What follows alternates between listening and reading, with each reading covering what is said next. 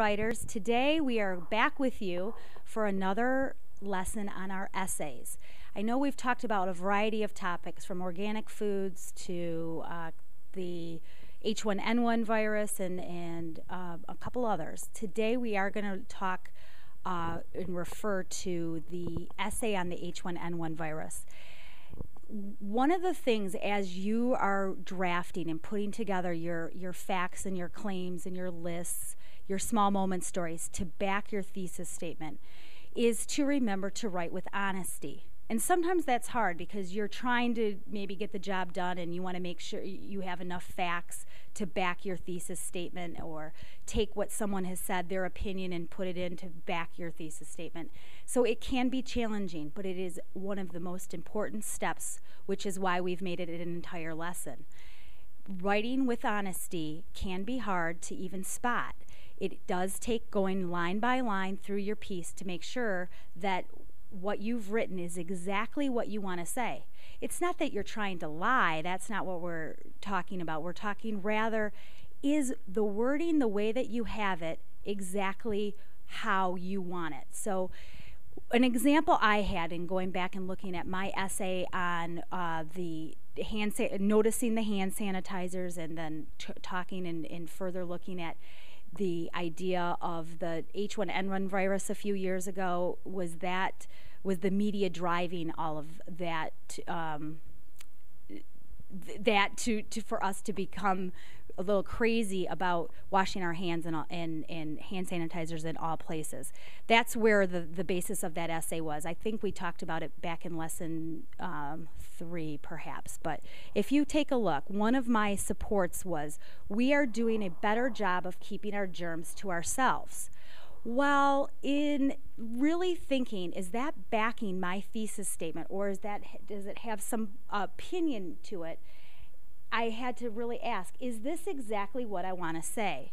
So by you taking the steps, is this exactly what I want to say for each of your lines, and making sure that you are being clear and precise with your thinking and in your words, and making sure that what you've written is the true account of what you're trying to prove. By asking that, you're going to end up with an honest essay. I started thinking, I don't think that is exactly what I want to say, because I really don't have the proof. I haven't found the data to support, is because of the media that we're now using all of these hand sanitizers. So I went back to better clarify what I was trying to get at. It is more that we are more aware of the germs. This awareness causes people to focus on cleanliness, instead of the fact of me jumping to the conclusion that everybody is doing a better job of keeping our germs to ourselves. That is an example I took. When we look at Lucy Calkins and her examples, because we know that she does often really help us with our writing, she had a really good example that I do want to share with you today. When she was writing her very first book, The Art of Teaching Writing, believe it or not, she obviously spent tons and tons of time working. And when she went to write her foreword, or her acknowledgments, she said, I want to thank my husband, John Scorpin, for not minding the long hours of desk work. Well, just like every good writer, she does take all the steps in these lessons. She went back to her revision and started to ask herself, is this exactly what I want to say? Is this exactly the truth? Is this clear that he didn't mind the long hours of desk work? And I really started thinking that that's not the honest truth. So I decided to change it, or I didn't decide. Lucy decided to change, and she ended up with, although it is traditional to end one's acknowledgments by thanking one's spouse for not minding the long hours of desk work, I want instead to thank my husband, John Scorpin, for calling me away from the desk.